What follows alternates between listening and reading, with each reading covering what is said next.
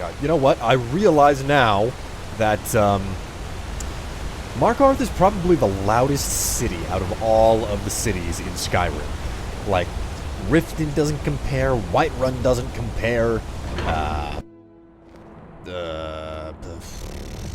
Whole Dwarven city underneath the keep. Slipping my mind, but it's all those waterfalls. There's so much water all around Markarth, just like constantly that, you know, because of all the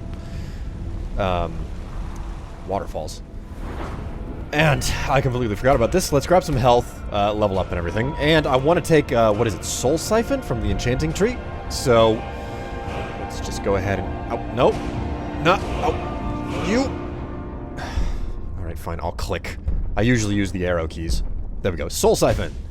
Trap 5% of the victim's soul. It really sucks that it doesn't work on people, but so be the case. Anyway.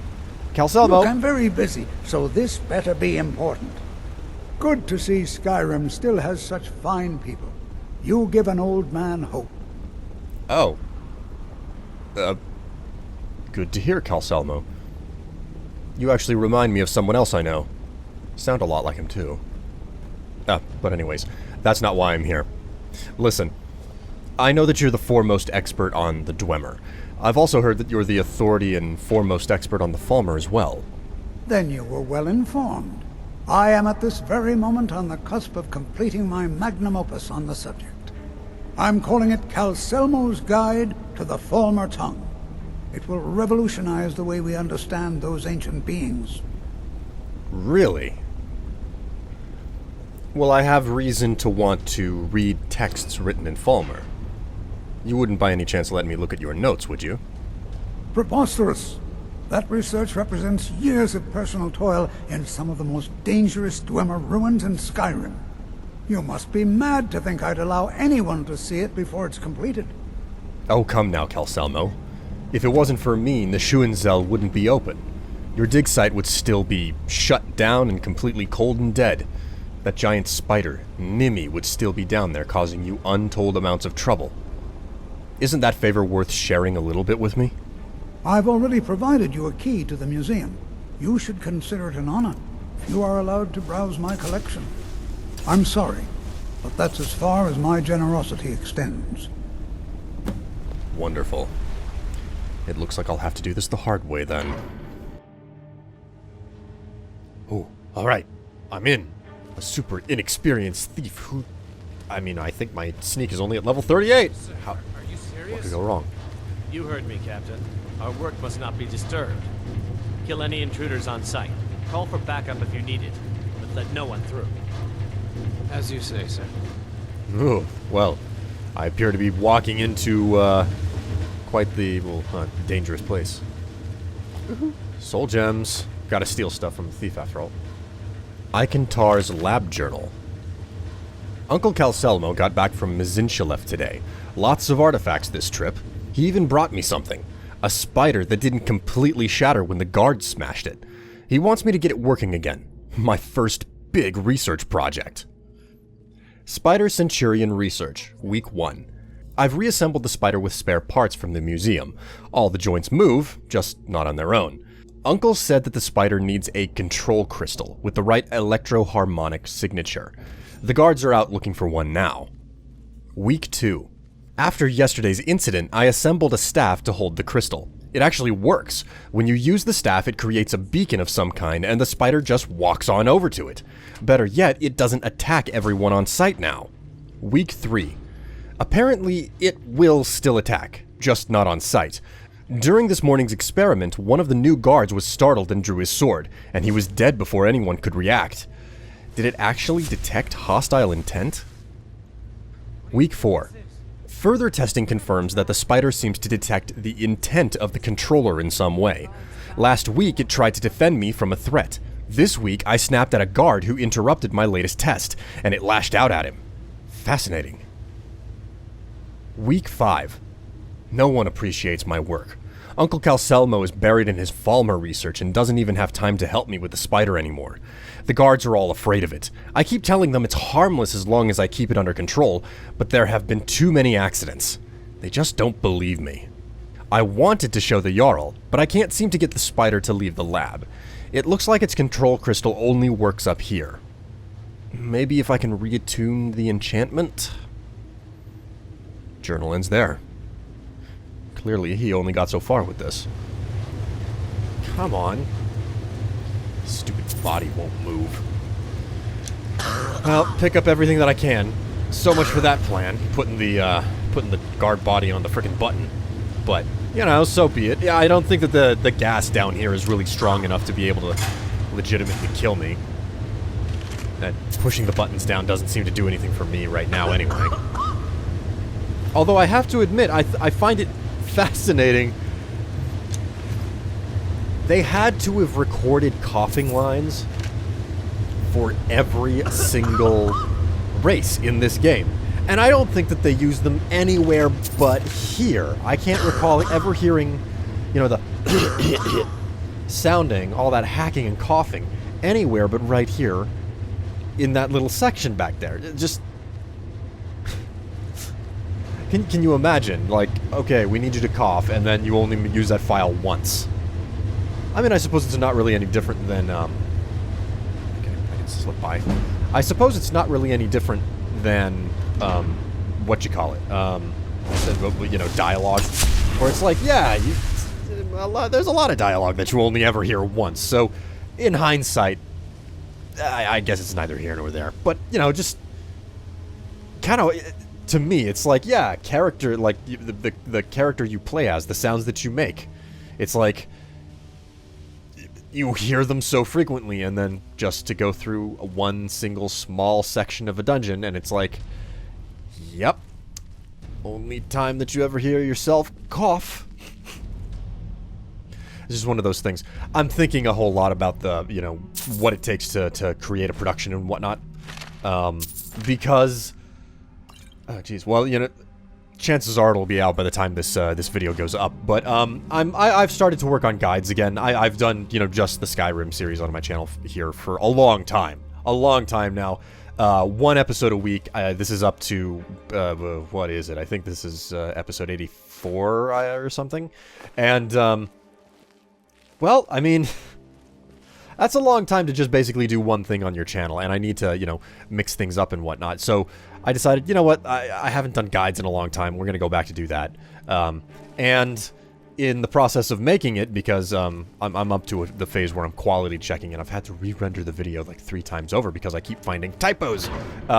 It's got me thinking about, like, the work that you put in on a project, you know, where it's like, there's a lot of work that goes in, that goes behind...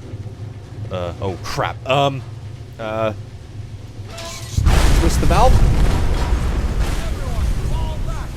Holy crap. No, this can't be happening. Well, so long as they didn't see me, I guess it's all the same. Oh, what the? It's a weird stutter. Well, yeah. I'm getting some weird stuttering all of a sudden.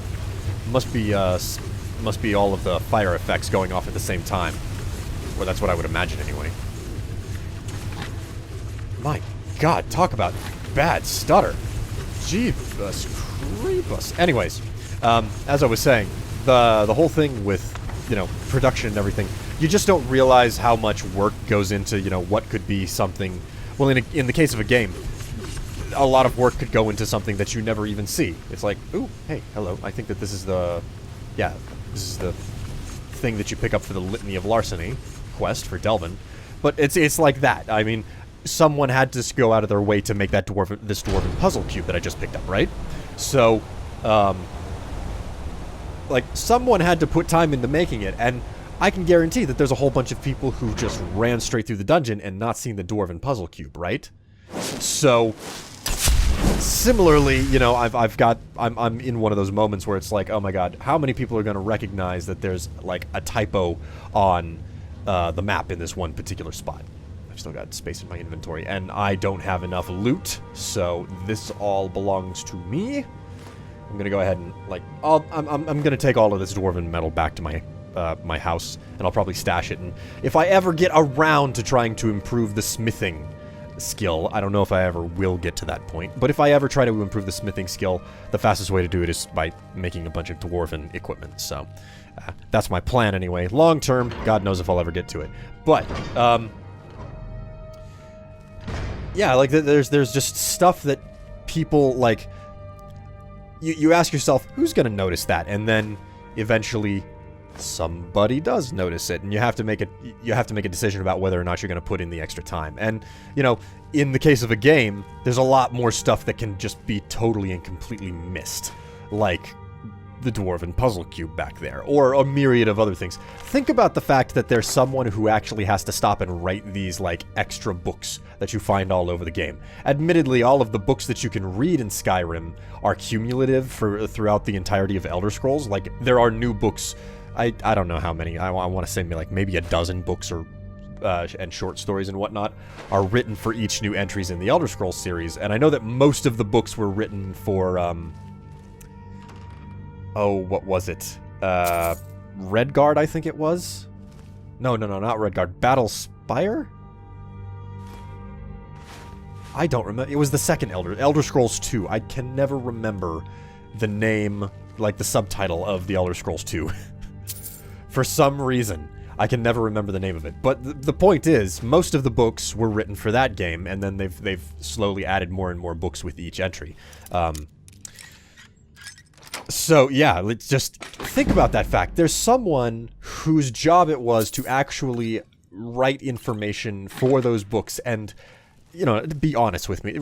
Well, you don't have to be honest with me. Just be honest with yourself. It's like, how many books have you seen in the game that you've never read? Like, that's actual work that, in a way, like, if you haven't read it, that's like the work going to waste, right? You know, I'm close to my my weight limit here. I think what I'm going to do is I'm just going to max out, because I saw a whole bunch more solid Dwemer metal around here. But, you know, that it's just, that's a thought about, you know, like, production and whatnot that we never think about. And I'm certain that a lot of you are, like, super bored with this little rant that I've got about, like, production and putting in work that people don't see and whatnot. It's just, that's just what I'm going through right now, you know, like, with the work that I do and everything. So, you know, I talk about what I'm going through, I talk about what's interesting to me, etc.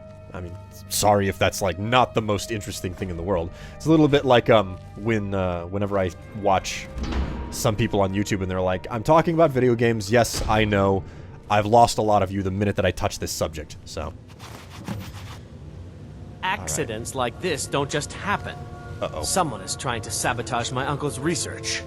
All right. If there is a thief, he won't leave this tower alive. But shouldn't we inform Master Calcelmo? Oh crap, the wizard definitely saw me. Now or never! Oh god! Oh, don't see me, don't see me, don't see me, don't see me!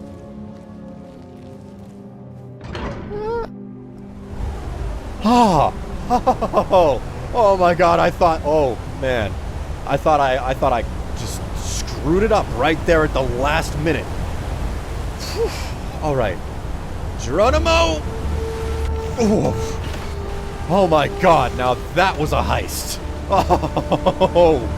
Oh man, I feel accomplished. I'm not even a master thief. Now that's a mission that I wanted to have the invisibility spell for, but I can't cast it yet. I forget what his name is out in the College of Winterhold. He doesn't have the spell yet. Oh man. Oh, I got the adrenaline buzz right now. Oh, that was some beautiful work on my side. All right. Okay, I've got the rubbing of the texts. Let's get back to Winterhold. Hey, City of Markarth sure is a beauty. No doubt about that. Indeed. But listen, I need a ride. Where do you want to go? I'm headed for Winterhold. Can you take me? Climb and back, and we'll be off. All right then. Whew. Oh, steady, old girl. Right. Let's clear this place out. Oh. Lovely. I don't even remember the cart ride. It's like I slept the whole way. Okay, Come on in. so. Just stoked the fire. Take a seat and get the cold out. No word, Dagger. There should be some people down in the basement waiting for me. Don't mind me. Alright, sure enough. Here we go. Hello. Hey. Enter. Back, eh? And how was our friend Calcelmo? Let me put it this way. He wasn't feeling generous, and he didn't want to share. So I had to find a different method of acquiring the information we need. Here. These should help us understand what Gallus wrote. I suppose it would be inappropriate of me to ask how you obtained this, so I simply won't. A rubbing, eh? Odd. I expected notes. Well, if I wanted to, I could spin quite the tale of what it took to get those. I understand. Now, let me take a good look at this. Over here, please.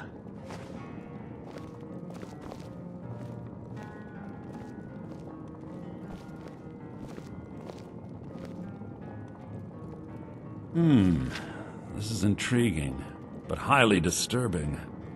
It appears that Gallus had suspicions about Mercer Frey's allegiance to the Guild for months.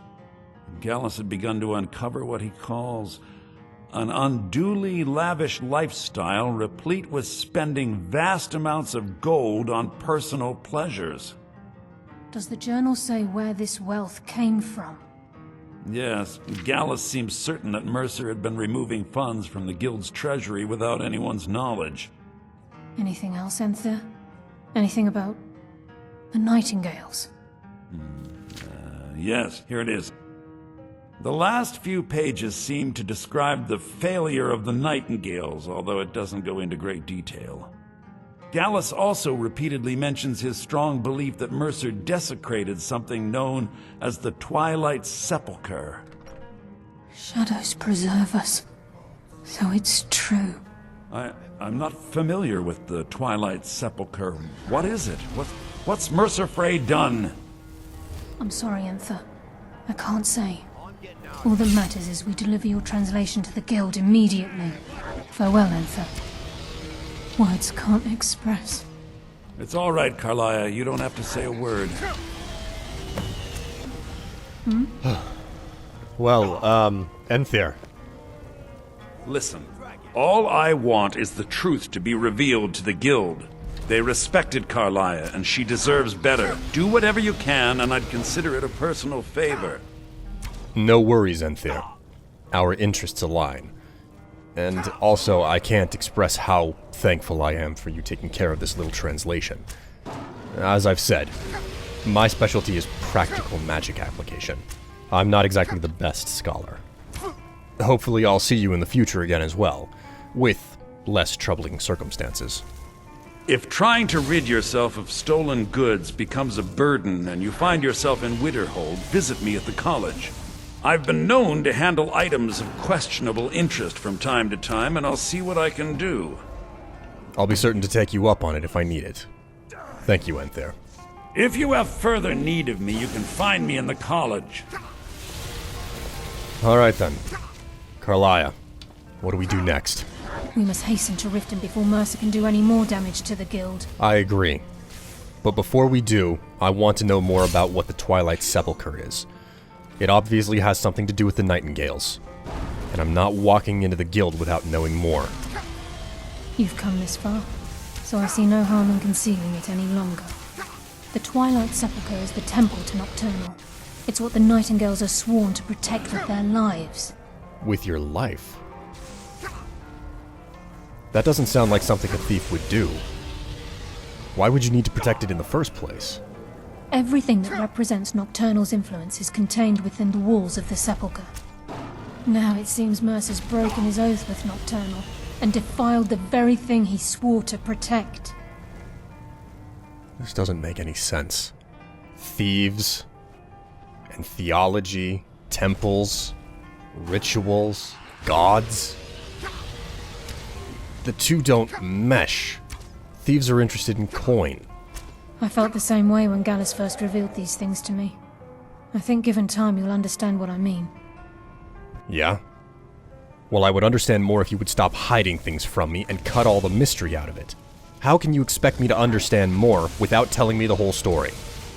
As a Nightingale, I've been sworn to secrecy regarding the Sepulchre. I know the Guild doesn't do much to foster faith, but I'm going to have to ask that you continue to trust me. Alright, Carlia.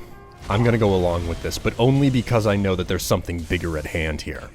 But keep in mind that you saving me only goes so far. I will not trust you implicitly, indefinitely. Now, what do we do next? I'll make for Rifton and scout the situation. See if I can discover what Mercer's up to. When you're ready, meet me at the Ragged Flagon. In the meantime, I wanted you to have this. It belonged to Gallus, but given the circumstances, I think he'd approve. Thank you. I'll be certain to put it to good use. If the Guild isn't willing to listen to reason, you might have to. Taking me up on my offer, eh? Good. Well, you offered, Enthir. Why not? How's your side business coming along anyway? Business? Business is actually inconsequential to me. I share little of your lust for coin. However, as promised, I'll still be more than happy to take any stolen merchandise off your hands. Well, I'm always interested in maintaining relationships with a good fence, Enthir. And to that end, I do have some items I need to move. I give special rates to members of the Thieves Guild. Show me what you've got.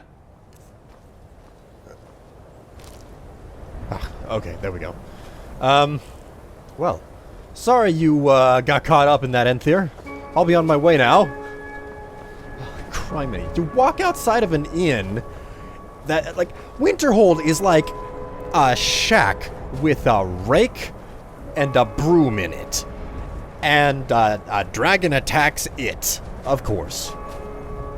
Anyways. Off to Rifton we go.